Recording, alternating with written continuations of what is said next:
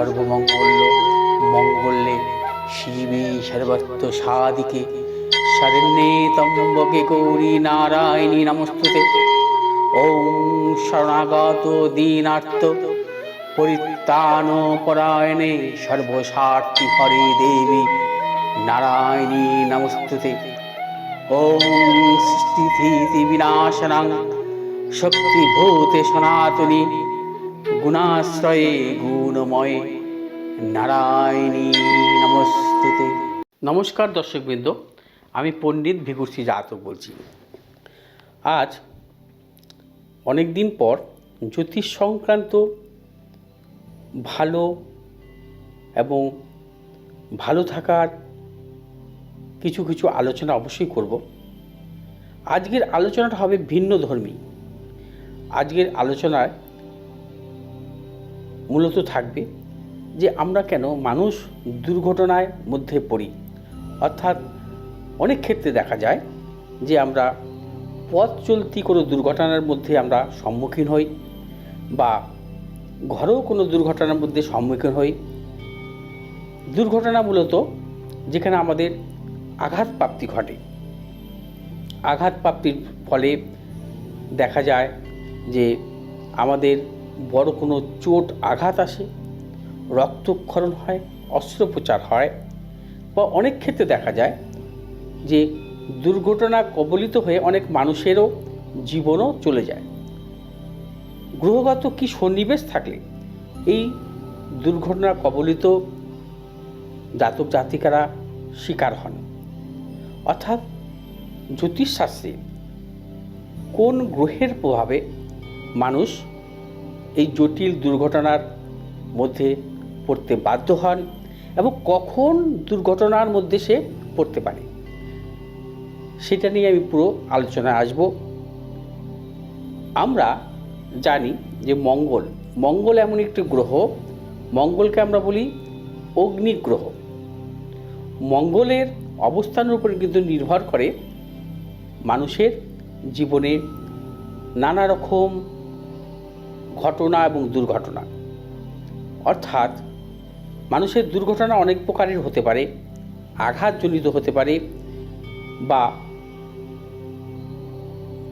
আঘাতজনিত বলতে পথ চলতি আঘাতজনিত হতে পারে, অথবা দেখা যায় যে কেউ ঘরের মধ্যেই আছে, ঘরের মধ্যে অকারণে তার দুর্ঘটনা পড়ে যাওয়ার ক্ষেত্রে সে দুর্ঘটনা হতে পারে। এছাড়া দুর্ঘটনা মূলত অগ্নির দিক থেকে আসতে পারে, আগুনের দ্বারা দুর্ঘটনা হতে পারে, অথবা জলে পড়ে যাওয়া, অর্থাৎ কেউ স্নান করছে, সাঁতার জানে না, সেই ক্ষেত্রে দুর্ঘটনা কবলিত, দুর্ঘটনার মধ্যে তার জীবন নাশও হতে পারে। এই যে কেন এই দুর্ঘটনাগুলো হয় এবং এই দুর্ঘটনাগুলো ভিন্ন ভিন্ন দুর্ঘটনা কিভাবে মানুষের জীবনে আসে, সেটাই হচ্ছে পূর্ণাঙ্গ আলোচনা। যদি কোনো জাতক জাতিকা দেখা যায় যে আগুনের দ্বারা দুর্ঘটনায় পড়ে, অর্থাৎ আর যেটাকে বলা হয় আগুনে পুড়ে যাওয়া, এই জাতীয় দুর্ঘটনা কবলিত হয়, অধিকাংশ ক্ষেত্রে দেখা যায় সেই জাতক জাতিকার জন্মছকে যদি মঙ্গল দুস্থানগত অবস্থা থাকে, রাহুযুক্ত অবস্থা থাকে, মঙ্গল যদি নিচস্থ রাহুযুক্ত অবস্থা থাকে, নিচস্থ রাহুর সঙ্গে যদি মঙ্গলের অবস্থান হয়, অথবা মঙ্গল রাহুযুক্ত অবস্থায় অগ্নি রাশিতে অবস্থান করে। অগ্নি রাশি হচ্ছে মেষ, সিংহ এবং ধনু রাশিতে অবস্থান করে, এবং অগ্নি রাশিতে মঙ্গল রাহুযুক্ত অবস্থায় যদি অবস্থান করে, সেই ক্ষেত্রে কিন্তু মানুষের জীবনে আগুনের দ্বারা দুর্ঘটনায় কবলিত সে হতে পারে। আচ্ছা, এবার আসবো কখন তার এই ধরনের দুর্ঘটনা হতে পারে। সবসময় মনে রাখতে হবে যে দুর্ঘটনা মানুষের জীবনে যখনই আসুক না কেন, অশুভ গ্রহের মহাদশায় কিন্তু দুর্ঘটনার পড়ার সম্ভাবনা বেশি থাকে। অশুভ গ্রহ কি? মঙ্গলের দশা, শনির দশা এবং রাহুর দশা, এছাড়া কেতুর দশায়, এই চারটি গ্রহের দশায় কিন্তু মানুষ এই জাতীয় দুর্ঘটনার মধ্যে পড়তে বাধ্য হয়। যদি মঙ্গল রাহুযুক্ত অবস্থায় অগ্নি রাশিতে অবস্থান করে, সেই অগ্নি রাশিতে রাশির ঘর যদি তার দুস্থানগত থাকে, অগ্নি রাশির ঘর শুধু দেখা যায় সেই জাতক জাতিকার জন্মছকের পাপগ্রহ মধ্যগত অবস্থায় থাকে, তাহলে তার আগুনের দ্বারা দুর্ঘটনার সে পড়তে পারে। এবং মঙ্গলের নিচস্থ মঙ্গলের মহাদশায়, নিচস্থ শনির মহাদশায়, নিচস্থ রাহুর মহাদশায় সে কিন্তু দুর্ঘটনার সম্মুখীন হতে পারে, বিশেষ করে আগুনের দ্বারা। আচ্ছা, এছাড়াও দেখা যায় অনেক ক্ষেত্রে গোচরে যদি মঙ্গল কখনো নিচস্থ ভাবস্থ হয়, যদি মঙ্গল গোচরে নিচস্থ ভাবস্থ হয়, সেই মঙ্গল যদি সেই জাতক জাতিকার জন্মছক অনুযায়ী অর্থাৎ গোচরে নবতারা চক্রে বিপদ নক্ষত্র, পুত্তরী নক্ষত্র এবং বদ নক্ষত্রে অবস্থান করে, তাহলে কিন্তু তার বিশেষ করে নানা ধরনের দুর্ঘটনার মধ্যে সে পড়তে পারে। আঘাতজনিত দুর্ঘটনাও কিন্তু ঠিক তাই। যদি দেখা যায় তার মহাদশা অনুকূলে নয়, মহাদশা বা অন্তর্দশা তার যদি অশুভ অবস্থা থাকে, শনির মহাদশা, রাহুর মহাদশা বা মঙ্গলের মহাদশা, কেতুর মহাদশা তার যদি নিচস্থ থাকে, সেই সময় যদি মঙ্গল তার গোচরে অশুভ নক্ষত্রে অবস্থান করে, অনেক ক্ষেত্রে দেখা যায় যে জাতক জাতিকার জন্মছক অনুযায়ী মঙ্গল নিচস্থ অথবা শনি নিচস্থ, শনি নিচস্থ অবস্থায় মঙ্গলযুক্ত অবস্থা আছে, শনি মঙ্গলের সঙ্গে সহাবস্থান করছে নিচস্থ অবস্থায়, সেই সময় যদি তার শনি গোচরকালে চলাকালীন যদি অশুভ নক্ষত্রে থাকে, অর্থাৎ যদি পুত্তরী, বদ এবং বিপদ নক্ষত্রের মধ্যে দিয়ে অবস্থান করে, তবে সেই জাতক জাতিকা কিন্তু আঘাতজনিত সমস্যা তার জীবনে আসতে পারে। আমরা বলি যে অস্থিভঙ্গযোগ, অর্থাৎ তার হঠাৎ করে দুর্ঘটনায় কবলিত হয়ে তার হাড় ভেঙে গেছে, এটা হাত ভেঙে গেছে, পা ভেঙে গেছে, নানা রকম আমরা দেখি অনেক জাতক জাতিকার যে হঠাৎ তার দুর্ঘটনা কবলে পড়ে সে পথ চলতি হতে পারে বা বাড়ির মধ্যে হতে পারে, তার অস্থি ভঙ্গ হয়েছে বা অর্থোপেডিক বড় কোনো সমস্যার মধ্যে সে উপনীত হয়েছে। সেটা কি কারণে হয়? সেই ক্ষেত্রে দেখা যায় যে রবি মঙ্গল যদি তার জন্মছকে সহাবস্থান থাকে, রবি মঙ্গলের দ্বারা যদি কম্বাস্ট অবস্থা থাকে, অর্থাৎ মঙ্গল তার দগ্ধ অবস্থায় আছে, সেই সময় যদি কোনো জাতক জাতিকার রবির মহাদশা হয়, রবি যদি তার জন্মছকে দুস্থানগত থাকে এবং মঙ্গলের মহাদশা পড়ে যদি, সেই জাতক জাতিকার কিন্তু সেই অস্থিভঙ্গযোগ আসতে পারে দুর্ঘটনার কারণে। আমরা অনেক সময় দেখি যে জলে পড়েও কিন্তু অনেক রকম দুর্ঘটনা ঘটে। জলে যদি দুর্ঘটনা কবলিত হয়েও অনেক জাতক জাতিকার কিন্তু বড় কোনো সমস্যার মধ্যে পড়তে বাধ্য হয়। কেন হয়? যদি দেখা যায় মঙ্গল এবং চন্দ্র যদি জলরাশিতে অবস্থান করে, মঙ্গল এবং চন্দ্র যদি জলরাশিতে অবস্থান করে, ধরুন কর্কট রাশিতে অবস্থান করছে, মীন রাশিতে অবস্থান করছে বা বৃশ্চিক রাশিতে অবস্থান করছে, সেই সময় যদি দেখা যায় যে চন্দ্রের মহাদশা, চন্দ্র যদি তার অশুভ অবস্থা থাকে, চন্দ্র যদি তার ক্ষীণ থাকে, চন্দ্র যদি তার কম্বাস্ট অবস্থা থাকে বা চন্দ্র যদি অশুভ গ্রহের মধ্যগত থাকে, তাহলে তার জল থেকে কোনো বড় দুর্ঘটনা ঘটতে পারে। এভাবে কিন্তু আমরা দুর্ঘটনাগুলোকে নির্ধারণ করি। আমরা কথা প্রসঙ্গে বলি যে জাতক জাতিকার বীজ দোষ। বীজ দোষটা কী? বীজ দোষটার যে আমরা এক্সপ্লেইন করি যে বীজ দোষ থাকা মানে তার মধ্যে হঠাৎ করে রেগে যাওয়া, উগ্রতা, এগুলোকে আমরা কিন্তু নির্ধারণ করি, বা অনেক জ্যোতিষী কিন্তু এইভাবে কিন্তু তাদেরকে কোনো প্রেডিকশন যখন করে, সেই জাতক জাতিকার প্রেডিকশনে কিন্তু এই ধরনের কথা বলা হয় যে আপনার বীজ দোষ, আপনার মানসিক হতাশা থাকবে, অবসাদ থাকবে, আপনার রেগে যাওয়ার প্রবণতা থাকবে। কিন্তু তা শুধু নয়, বীজ দোষ, মঙ্গল শনিযুক্ত বীজ দোষ কিন্তু জাতক জাতিকার জীবনে অস্ত্রোপচার আসতে পারে, দুর্ঘটনা আসতে পারে। অস্ত্রোপচার কি? অনেক ক্ষেত্রে আমরা দেখি যে কোনো জাতক জাতিকার হঠাৎ কোনো বড় ধরনের অস্ত্রোপচার ঘটলো, সে পেটের দিক থেকে হতে পারে, তার অস্ত্রোপচার হার্নিয়া সংক্রান্ত হতে পারে, অ্যাপেন্ডিক্স সংক্রান্ত হতে পারে, বা টিউমার সংক্রান্ত হতে পারে। এই যে অস্ত্রোপচার যে জীবনে আসে, এটা কেন আসে? তার মূল কারণ হচ্ছে যদি শনি মঙ্গলের সহ অবস্থান, শনি মঙ্গলের সমসপ্তম, শনি মঙ্গল যদি জাতক জাতিকার দুস্থানগত থাকে, যদি তার শনির দশা মঙ্গলের অন্তর্দশা, মঙ্গলের দশা শনির অন্তর্দশা আসে, তখন তার জীবনে কিন্তু এই ধরনের অপারেশন জাতীয় বা অস্ত্রোপচার জাতীয় কিন্তু সমস্যা আসতে পারে এবং আসার সম্ভাবনা 100% থাকে। অতএব এই যে রক্তক্ষরণ, অস্ত্রোপচার, আঘাতজনিত অর্থাৎ দুর্ঘটনাজনিত রক্তক্ষরণ বা দুর্ঘটনাজনিত অস্থি ভঙ্গযোগ, দুর্ঘটনার কবলে পড়ে তার আগুন দ্বারা দুর্ঘটনার সে পড়তে পারে এবং জলের দ্বারা তার দুর্ঘটনা আসতে পারে।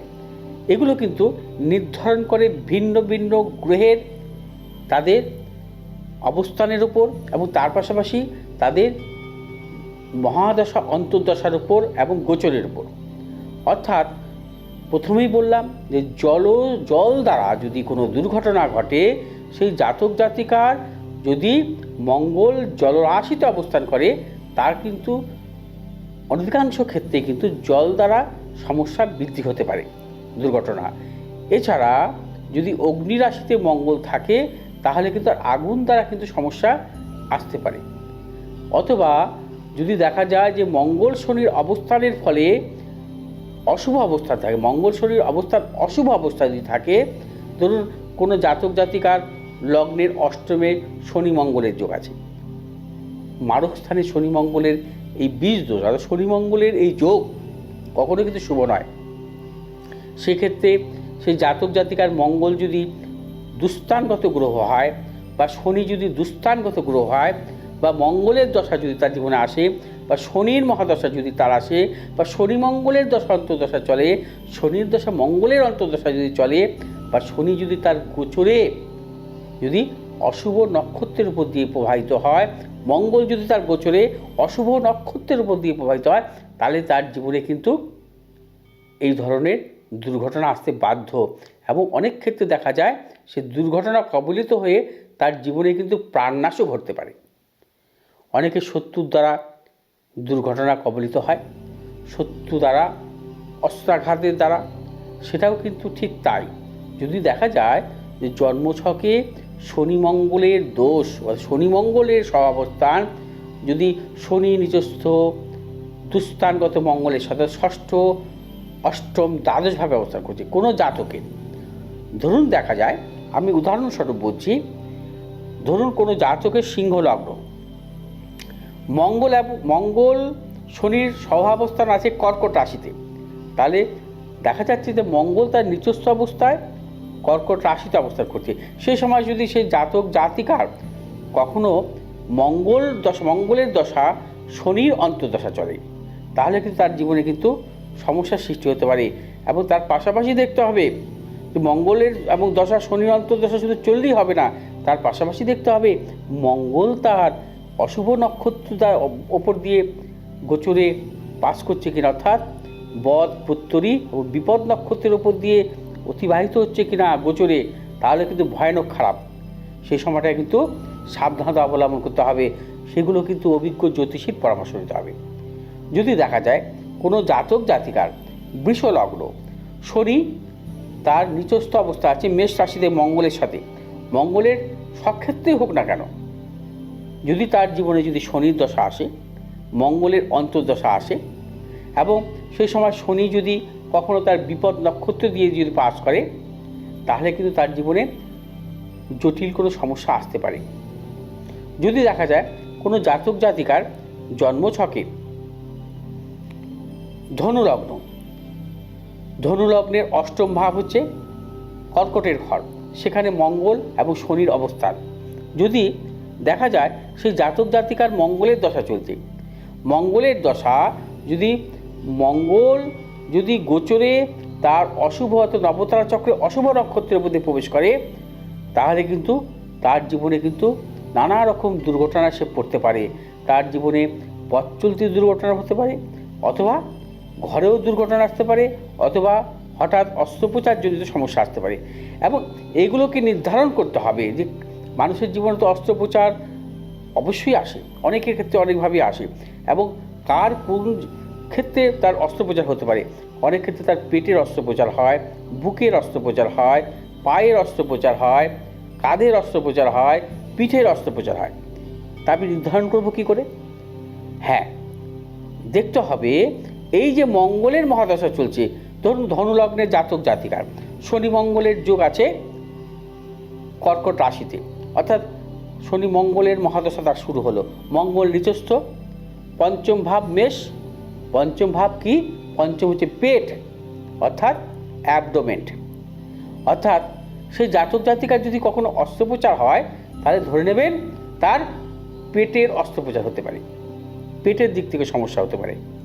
যদি কোনো জাতক জাতিকার যদি লগ্ন ভাব অর্থাৎ তার কর্কট লগ্ন, কর্কট লগ্নেই শনি মঙ্গলের অবস্থান আছে, তাহলে তার অস্ত্রোপচার মঙ্গলের দশা, মঙ্গল যখন তার মহাদশা চলবে, মঙ্গলের মহাদশা মঙ্গল যদি তার অশুভ নক্ষত্র দিয়ে পাস করে, তার যদি কোনো অস্ত্রোপচার আসে, তার যদি কোনো দুর্ঘটনা আসে, তার মাথার উপর দিয়ে আসতে পারে, কারণ লগ্নেই কিন্তু মঙ্গল শনির অবস্থান।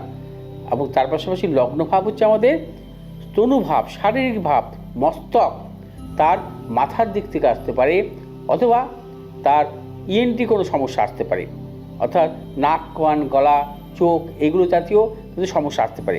সমস্তটা নির্ধারণ করে তার কালপুরুষের দেহভাগের ওপর।